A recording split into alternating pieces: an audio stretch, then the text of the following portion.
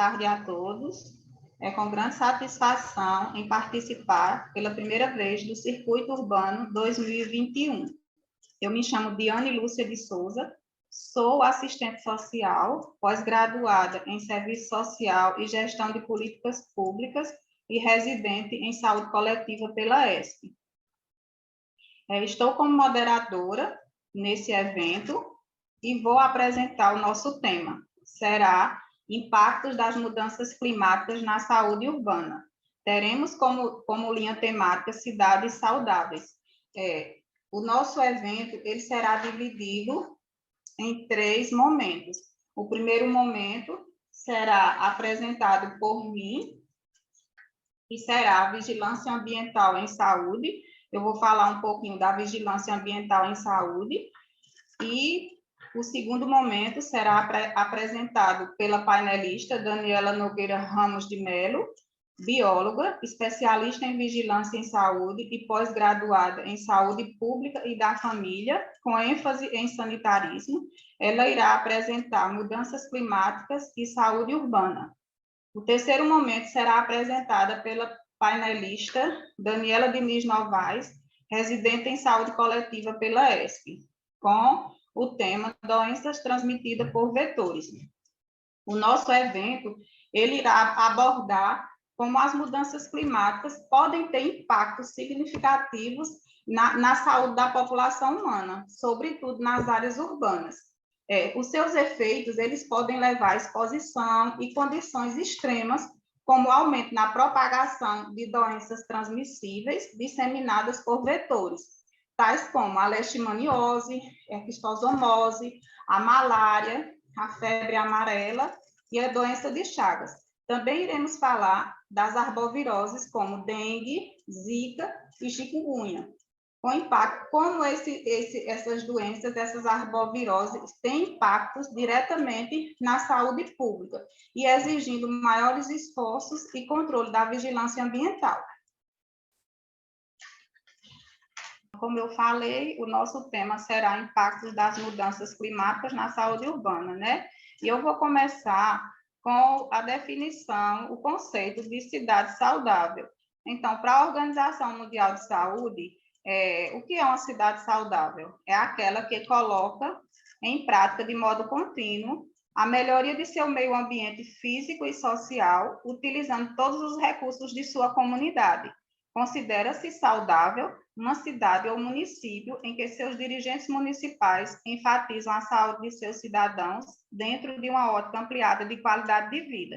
Ou seja, pensar em uma cidade saudável é pensar no meio ambiente consciente, né?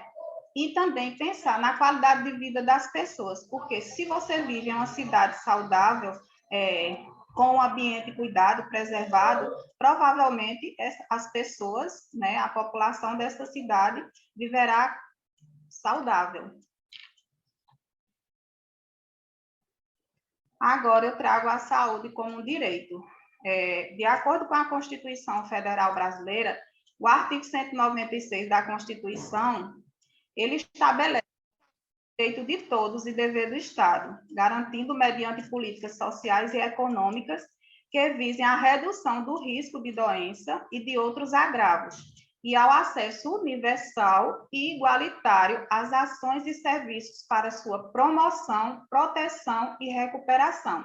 Então, vale destacar nesse artigo que a saúde ela é um direito universal e igualitário. E agora eu vou apresentar para vocês as principais características dos determinantes sociais da saúde. Nós temos os determinantes sociais da saúde, e as principais características são essas. Primeiro, aqui na base, nós temos os fatores hereditários, idade e sexo, né? Nós podemos fazer uma comparação, no caso, a saúde de um idoso para a saúde de um jovem. Lógico que tem suas diferenças, né? Até pelo fator hereditário e tudo mais. E em seguida nós podemos ver o estilo de vida dos indivíduos, os indivíduos estão, como está sendo o estilo de vida de cada indivíduo. Na outra camada, nós temos redes sociais e comunitárias, que é de grande apoio para a comunidade, as redes sociais e comunitárias. E, em seguida, na outra camada, nós temos as condições de vida e de trabalho. Que condições de vida e de trabalho essas pessoas têm? Essas pessoas, elas têm acesso à saúde? Essa população tem acesso à educação? Essa população tem acesso a uma habitação? Tudo isso são características do desenvolvimento dos determinantes sociais da saúde.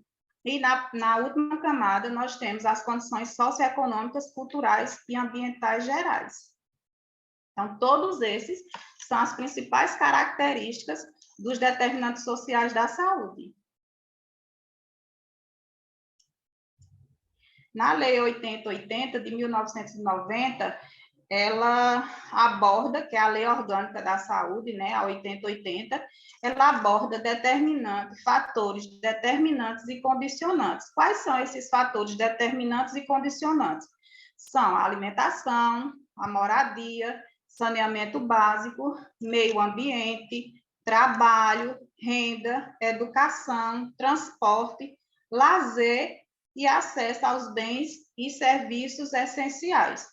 Os níveis de saúde da população expressam a organização social e econômica do país. Nós temos também os objetivos da vigilância ambiental em saúde. Então, quais são esses objetivos? A visa disponibilizar ao SUS instrumentos para o planejamento e execução de ações relativas às atividades de promoção da saúde e de prevenção e controle de doenças relacionadas ao meio ambiente. A outra é identificar os riscos e divulgar as informações referentes aos fatores ambientais, condicionantes e determinantes das doenças e outros agravos à saúde, como também promover, junto aos órgãos afins, ações de proteção da saúde humana relacionadas ao controle e recuperação do meio ambiente.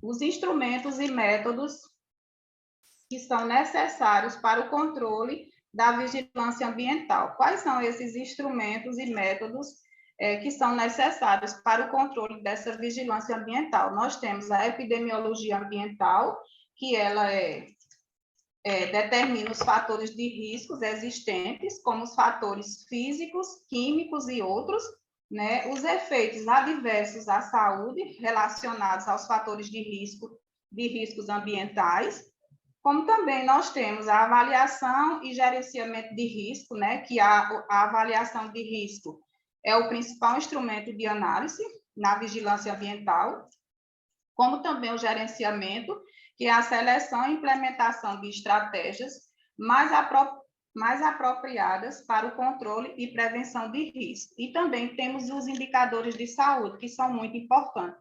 Através desses indicadores, podem ser criadas estratégias para que esses indicadores sejam melhorados, né? E os estudos e pesquisa, que são fontes de grande importância.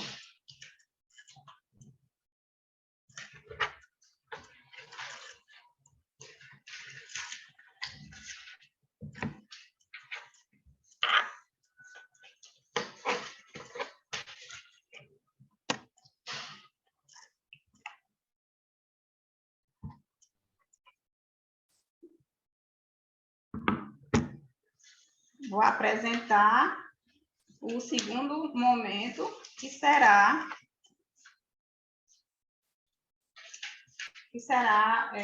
apresentado por Daniela Ramos,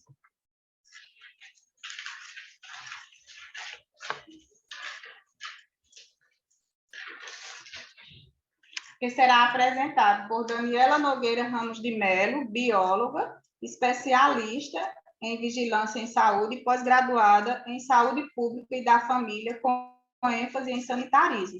Ela irá apresentar mudanças climáticas e saúde urbana. É com você, Daniela. Obrigada, Diane. Boa tarde. Eu vou dar início ao meu painel sobre mudanças climáticas e a saúde urbana. Bom, a mudança global do clima é um tema que vem ganhando força a cada dia e maior relevância na agenda de governos, das empresas e também da sociedade. Embora que muito marcado por muita polêmica, o aquecimento do planeta, ele é fruto da atividade humana. E ele é hoje reconhecido pela comunidade científica internacional. O poder público precisa ter um amplo comprometimento no desenvolvimento dessas ações, né, que estão voltadas para a redução das emissões e também mitigação e adaptação, que são dois termos bem falados, e a gente vai comentar lá no finalzinho do painel. Então, também tem os problemas de saúde humana que são associados a essas mudanças climáticas, que pode não ter origem necessariamente nas alterações climáticas, mas sim na mudança climática, e pode não ter origem necessariamente nas alterações climáticas, mas sim nas alterações que a Terra pode sofrer a partir dela, e o planeta pode sofrer a partir dela. Então, como o nosso tema ele é voltado sobre as cidades, a saúde e a população urbana em geral, então a gente precisa falar um pouco sobre as cidades. Nas cidades é onde são emitidos cerca de 70% das emissões dos gases de efeito estufa, que são provenientes do uso exagerado de transporte, pela queima dos combustíveis fósseis, né? O ozônio, CO2, consumo de energia, além de outras formas como a agropecuária, resíduos, o lixo, o uso da terra, entre outros. Não há como não questionar a importância das cidades, não há como questionar a importância, porque além de concentrar a maior parte da população mundial, das populações mundiais, onde se estima que em 2050 cerca de 2/3 da população residirá nas cidades, ela também tem importância na dinâmica econômica e na importância demográfica própria.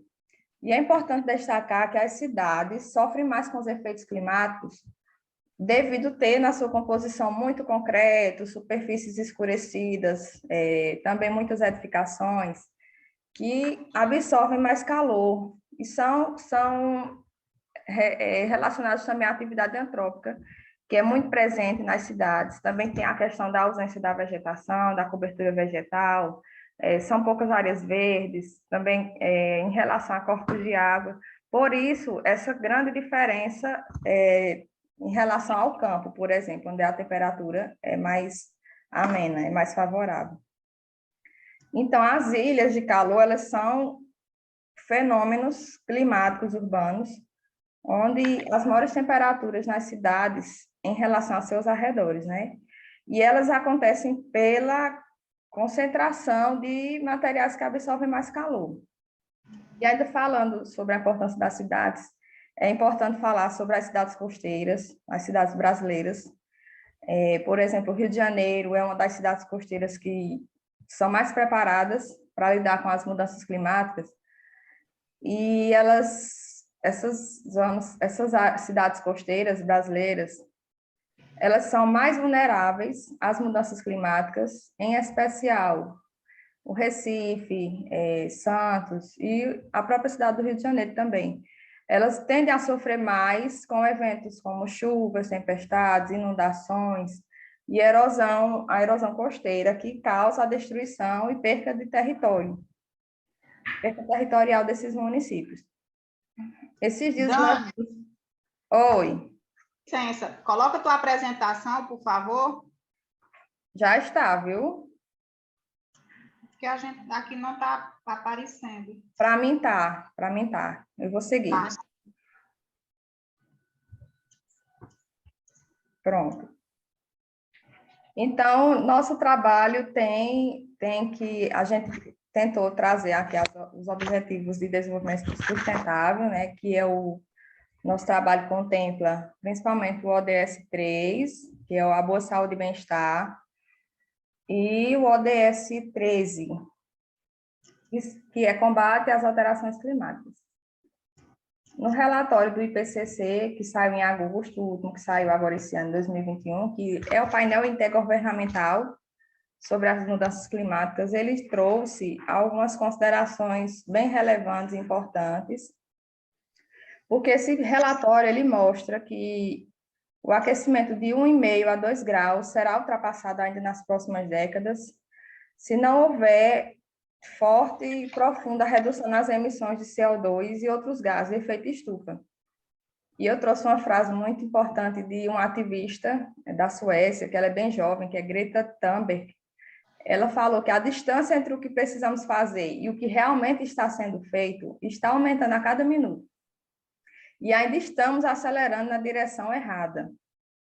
Então, o relatório trouxe fatores como ondas de calor, que serão cada vez mais extremas, como a mortal que aconteceu no noroeste do Pacífico e no Canadá, secas também nos Estados Unidos, inundações, as mudanças climáticas elas estão intensificando o ciclo da água, furacões também, que estão ficando cada vez mais fortes, produzindo mais chuva à medida que as temperaturas globais aumentam.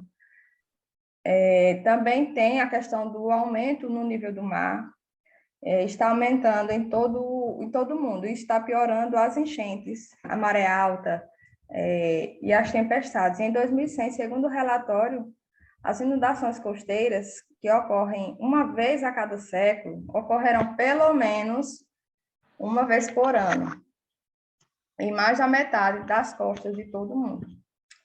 Então, algumas mudanças serão irreversíveis, mesmo que a gente tenha um cenário de emissões mais baixas. Os mantos de gelo continuarão derretendo por centenas de milhares de anos, de acordo com o relatório, o que fará com que o mar suba e permaneça mais alto por milênios. Então, esses 5 pontos aqui, resumidamente isso, né? Onde teremos mais ondas de calor mais frequentes, e os eventos frios eles se tornarão menos severos. A temperatura realmente, de fato, aumentou muito rápido nos últimos 50 anos, e os oceanos vão continuar a aquecer e se tornar mais ácidos também, as geleiras continuarão derretendo, e isso é quase que irreversível. O Brasil será afetado, onde a gente terá mais chuvas no sul e sudeste, e no nordeste teremos mais secas e menos chuvas. No norte, aumento de dias secos e frequência também dessas secas. E o que fazer, né? Diminuir pela metade as emissões globais até 2030 e usar tecnologias limpas, plantio de árvores, entre outras atividades. Os eventos extremos, eles provêm da mudança climática, né? E eventos que merecem destaques, que são bastante relevantes, são as doenças transmitidas por vetores, que aumentarão, e as doenças relacionadas a problemas de saúde ambiental. Esses eventos extremos, eles introduzem uma forte perturbação sobre estes ciclos, podendo afetar a dinâmica dessas doenças. E as consequências do aumento da variabilidade e a intensificação de eventos climáticos extremos, eles são de difícil previsão para a saúde pública. Então, isso é um problema, uma vez que a gente possui um sistema único de saúde um pouco defasado. Deu uma melhorada agora com a pandemia, mas seria complicado imaginar a pandemia e os eventos extremos ocasionados por mudanças climáticas ocorrendo ao mesmo tempo. Como ficaria nosso sistema único de saúde? E como as mudanças climáticas podem afetar a nossa saúde? As mudanças ambientais e climáticas, elas vêm se intensificando nas últimas décadas, e elas podem produzir impacto sobre a nossa saúde humana, por diferentes vias de intensidade. Algumas dessas mudanças impactam de forma direta a saúde e bem-estar da população, como a ocorrência de eventos extremos. No entanto, na maior parte das vezes, pode haver impacto indireto, que é em relação a alterar nossos ecossistemas e a biodiversidade. Há alguns exemplos de eventos extremos ocasionados pelas mudanças climáticas, são secas, furacões, tempestades e enchentes. Tem um áudio ligado aí.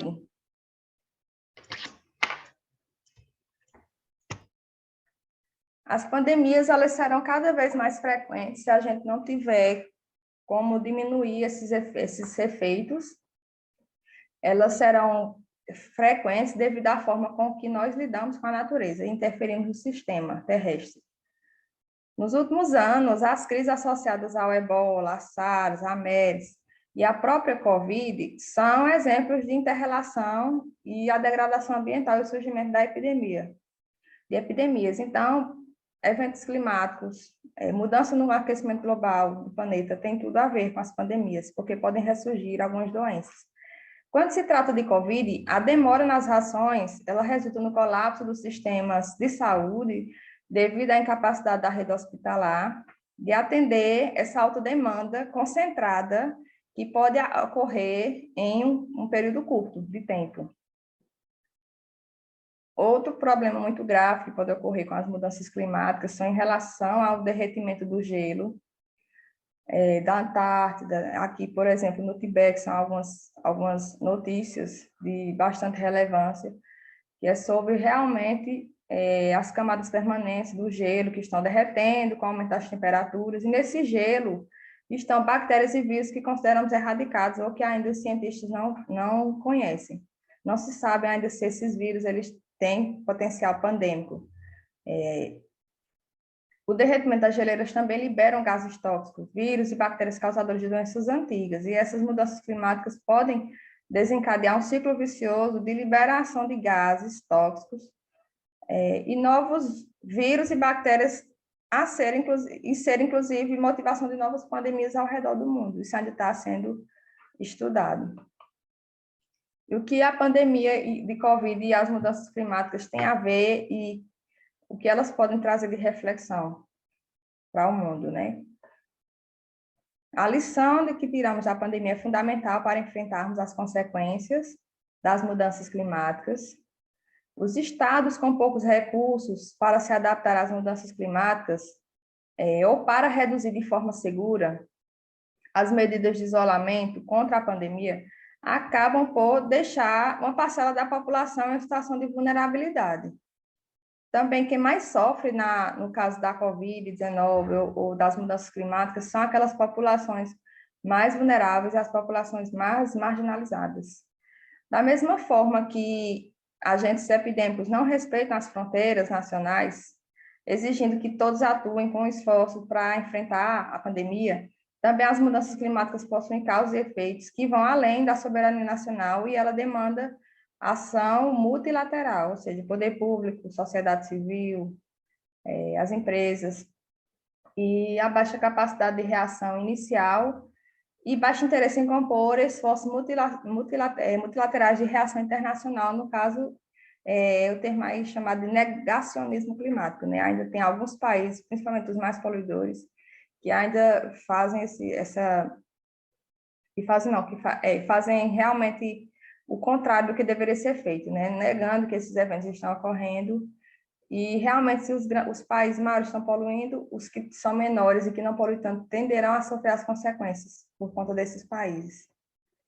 Então, sabíamos que era preciso reduzir as emissões, isso já se sabe, para mudar com as mudanças climáticas, e a Covid e a desaceleração da economia nos forçaram a diminuir temporariamente as emissões. Mas quais seriam os impactos no longo prazo?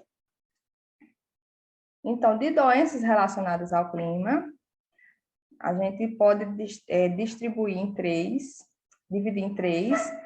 eventos, né? Doenças relacionadas a problemas de saúde ambiental pela água, que é a leptospirose, que é uma doença transmitida, é uma infecção aguda, transmitida pela leptospira, que é uma bactéria, e normalmente quando ocorre eventos de enchentes, ocorrem alguns surtos em algumas regiões.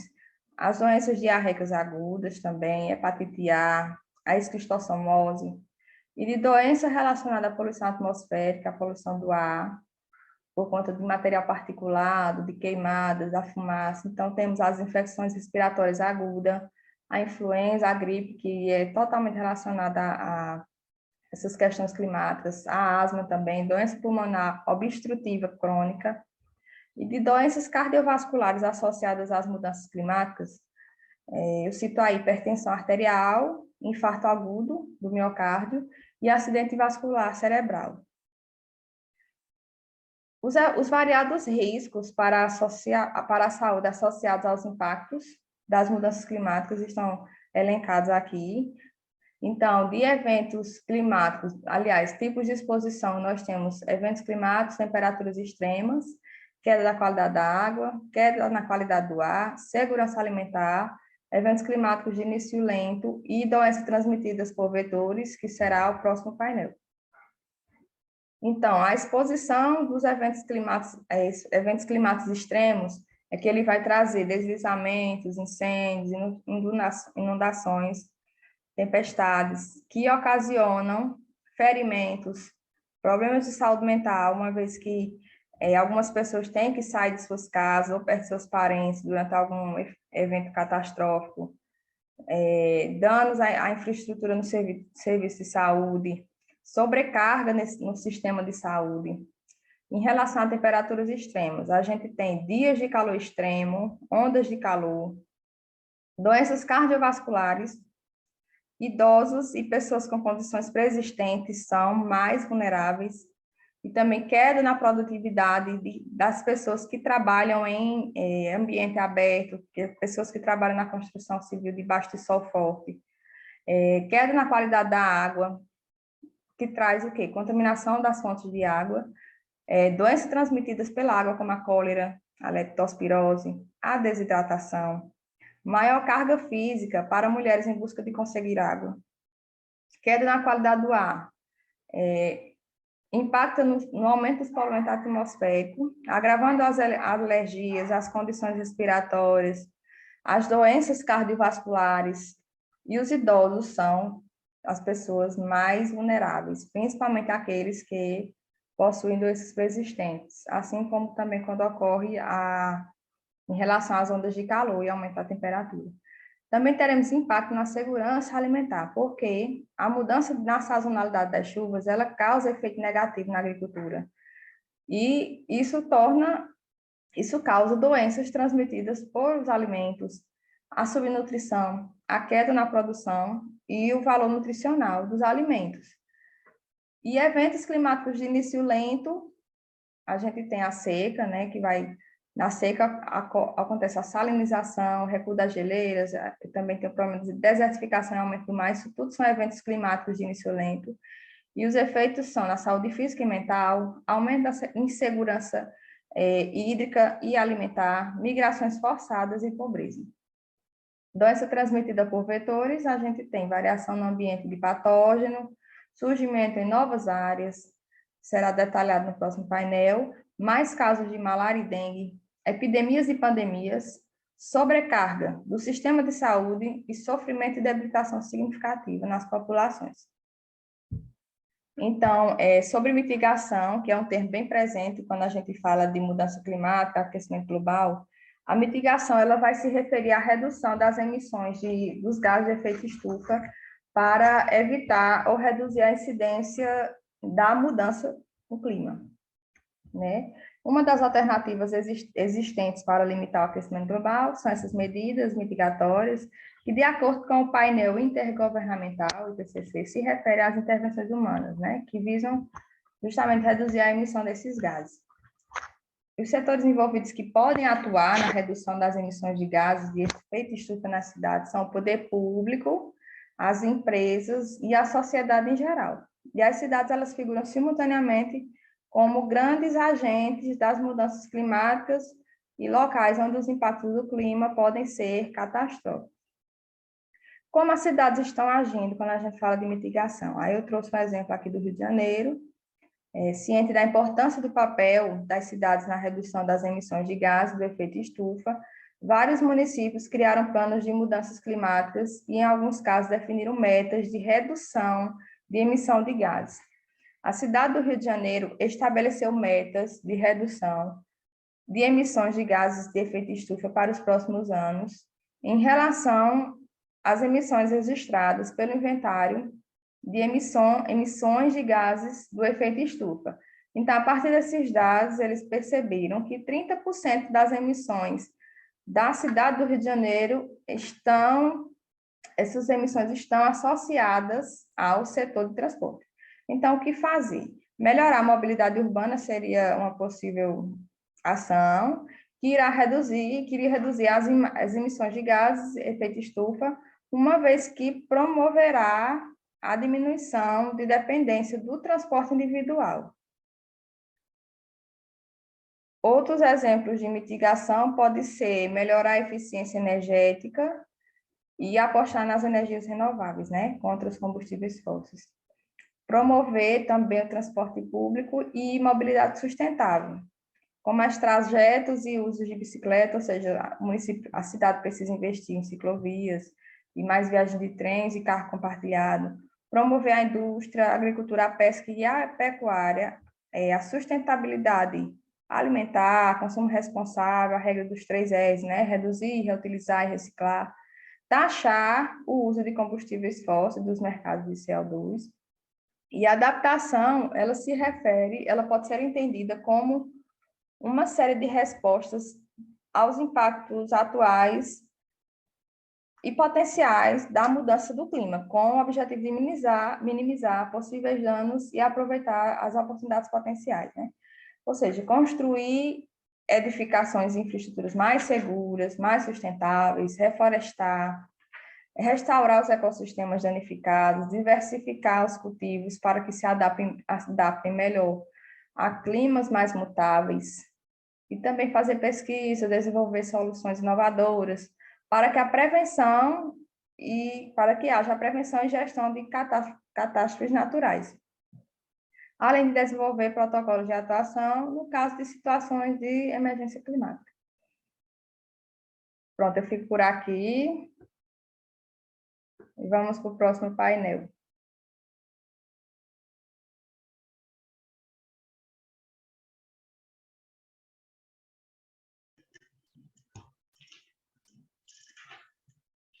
Muito bem, Daniela. Agora, irei chamar a painelista Daniela Diniz Novaes, que irá apresentar doenças transmissíveis por vetores. Vamos aguardar um pouquinho, que ela está resolvendo os problemas técnicos do notebook dela.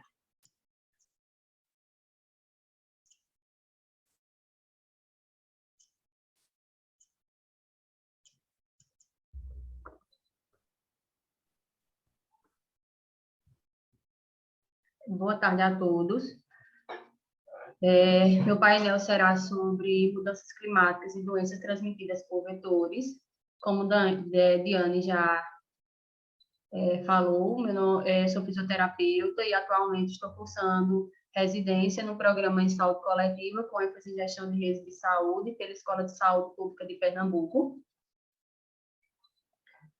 Para entendermos um pouquinho como deu início esses questionamentos sobre a saúde e as mudanças climáticas, é importante entendermos que esses assuntos vêm sendo debatidos por estudiosos da área da saúde e estudiosos ambientalistas, e a partir desses debates surgiram eventos importantes, como o que ocorreu em 1972, que foi a Conferência sobre o Desenvolvimento Humano e Meio Ambiente, o qual discutiu sobre o desenvolvimento sustentável, e a assinatura do documento Nosso Futuro Comum, em 1987, que também falava sobre a produção e o consumo de formas sustentáveis.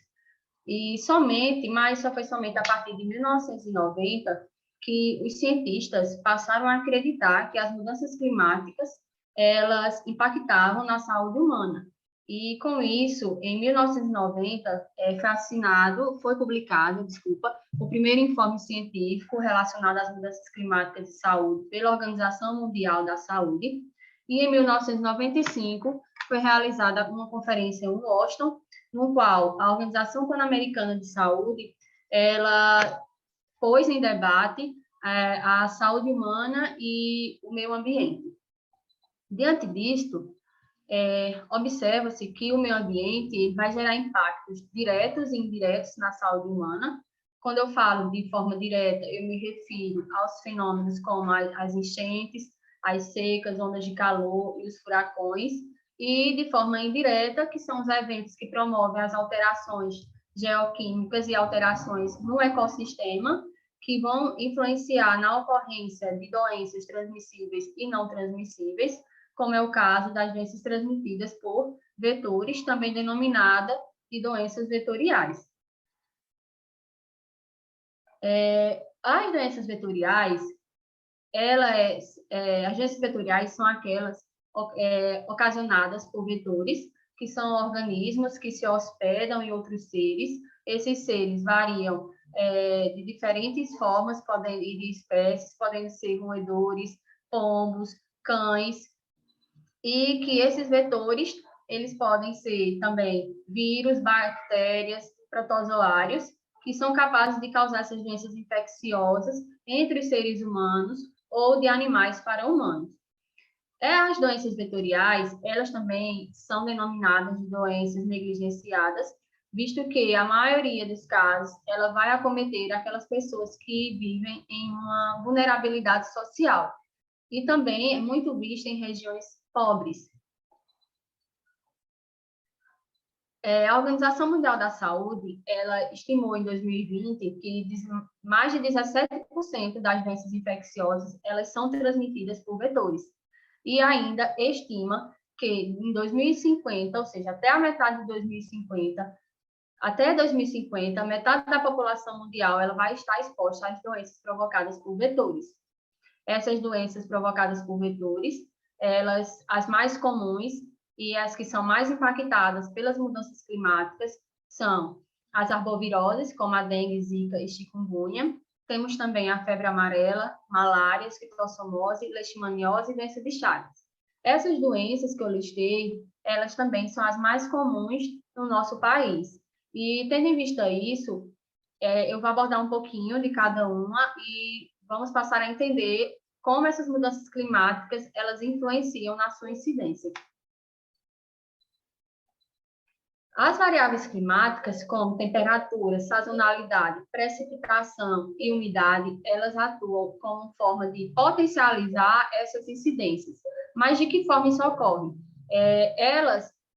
Essas variáveis, elas influenciam na qualidade e na quantidade de vetores que vai existir, na migração desses vetores de um lugar para outro, e também vai influenciar no seu ciclo reprodutivo e na sua sobrevivência. Sobre a leishmaniose, ela é uma doença que se classifica em 2 tipos, que é a leishmaniose visceral e tegumentar. Ela é transmitida pela fêmea do mosquito palha ou flebotomia.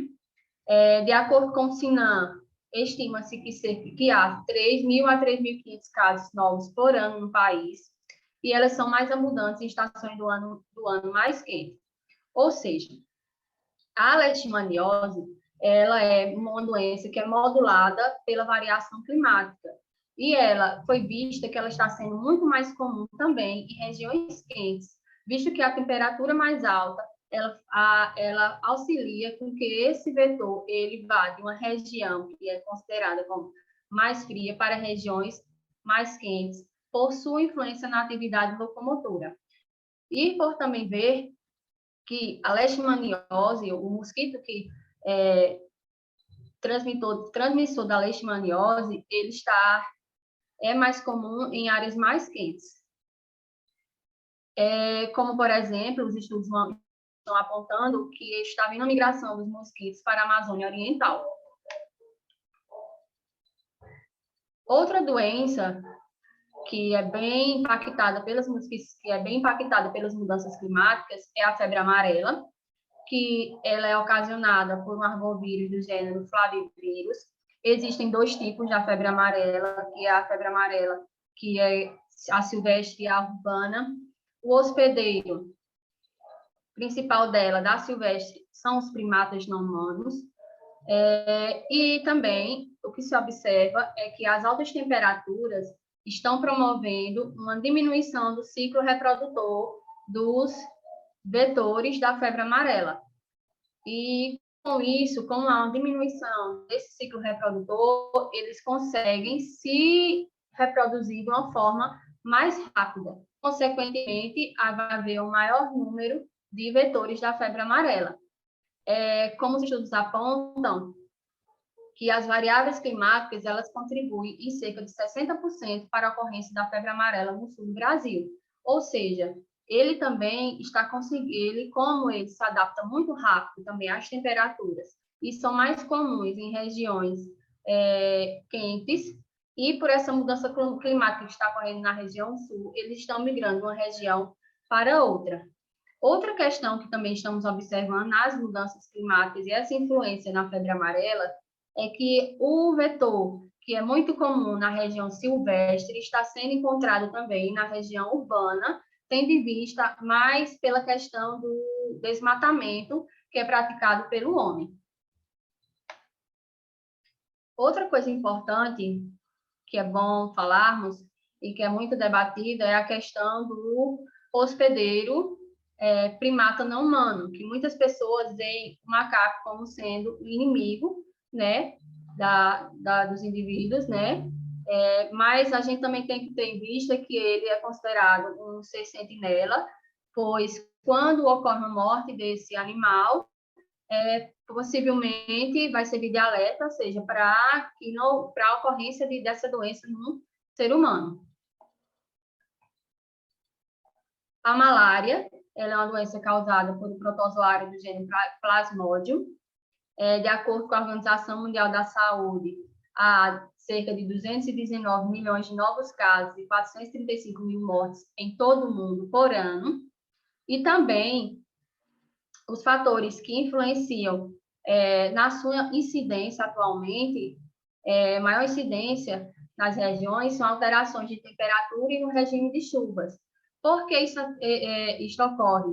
Porque as altas temperaturas, como aconteceu nas outras vezes que eu já falei, ela influencia nesse ciclo reprodutivo desse vetor, e o regime de chuvas, ele influencia também para a ocorrência de criadouros, ou seja, há uma criação de um ambiente, como se diz, um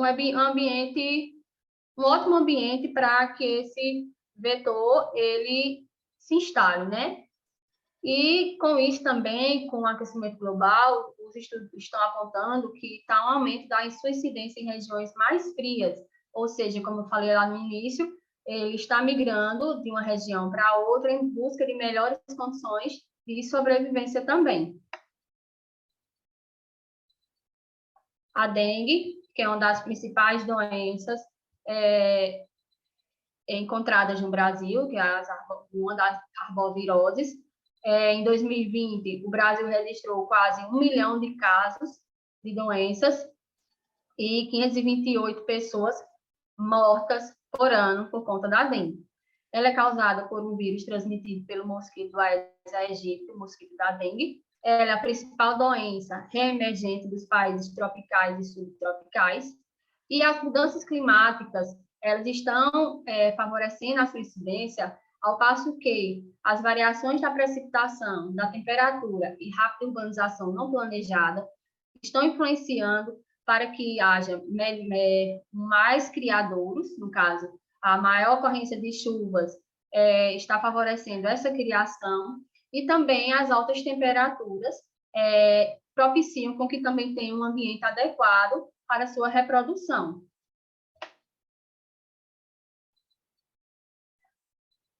Por fim, temos a doença de Chagas, que é causada pelo protozoário Trypanosoma cruzi. Ela é muito relacionada à questão das mudanças, as mudanças causadas pelo homem, principalmente a questão do desmatamento, e com isso favorece com que haja o consumo de alimentos contaminados com esse triatomínio. Outra questão relacionada às mudanças climáticas e esta doença está relacionada também ao aumento da temperatura, porque o triatomínio ele é muito adaptável à questão climática e ele se reproduz de uma forma melhor às altas temperaturas. Então, quanto mais alta essa temperatura se encontra, mais ele vai se reproduzir. diante do que eu expus, a gente percebe que é necessário que se crie políticas públicas para tratar dessas mudanças climáticas e que trate também desses impactos na saúde da população, assim como que se crie planos abrangentes, de forma que se crie uma vigilância em saúde eficaz, uma vigilância que atue de forma multissetorial, que seja voltada para populações que estão localizadas em locais vulneráveis. Não é uma tarefa fácil, é necessário também, que a gente sabe, não é uma tarefa fácil, são problemas multifatoriais, é necessário que as políticas públicas tenham um olhar mais abrangente, principalmente por saber que é necessário que haja mudanças também no ser humano, nessa questão de cuidar do nosso planeta, que são ações que dependem também de cada um. E também criação dessas políticas que olhem para as populações vulneráveis, que foi como eu falei, são agências vetoriais, elas são mais comuns nesses indivíduos. Muito obrigada. É isso.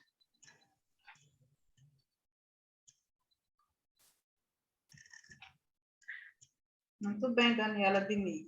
Agora vamos chamar Daniela Nogueira Ramos para fazer as considerações finais.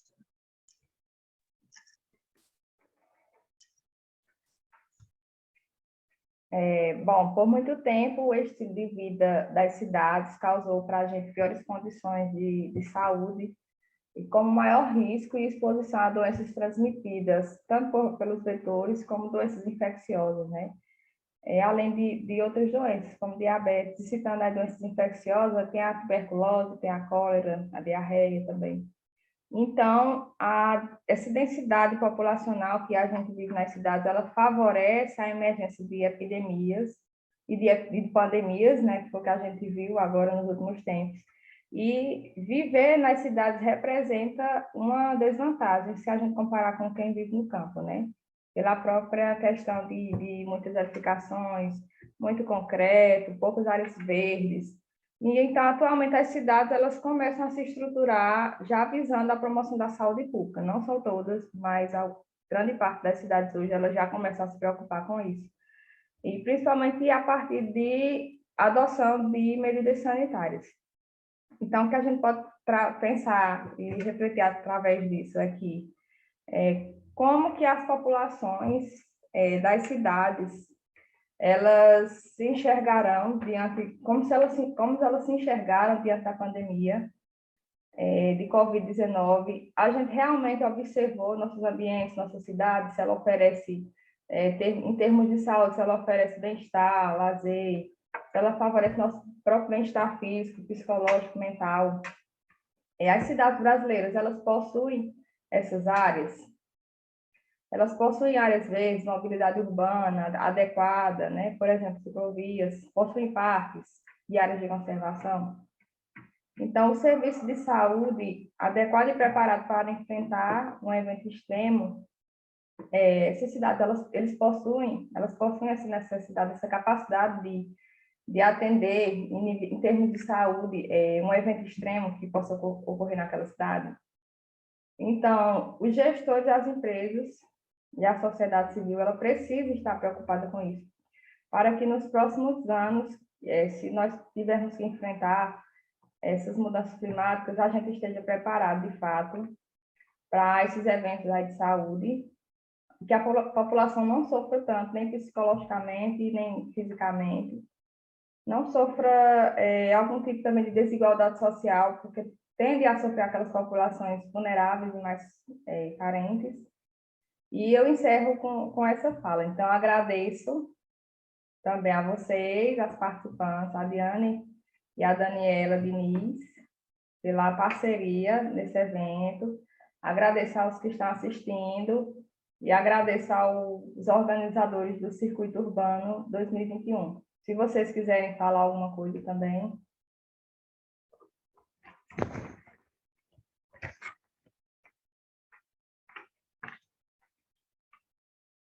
E aí? Quero agradecer, né, o convite de participar desse evento e agradecer, né? Muito obrigada pelo convite. Gostei de participar com vocês e agradecer a toda a organização do Circuito Urbano 2021. E é isso. Também gostaria de agradecer o convite de Dani, né? Para que eu pudesse contribuir um pouquinho aqui. Apesar de não ser muito bem minha área, né? Mas saúde a gente sabe que engloba como um todo, né? Não podemos ficar presos à nossa profissão. E com isso eu queria agradecer somente o convite e alertar a todos que assistirem esse vídeo, né? Que precisamos mudar nossas ações e contribuir um pouquinho, para nem que seja um pouquinho com o meio ambiente, visto que a gente é afetado diretamente, né, por essas doenças. E é isso. Pronto, então podemos encerrar, né? Obrigada.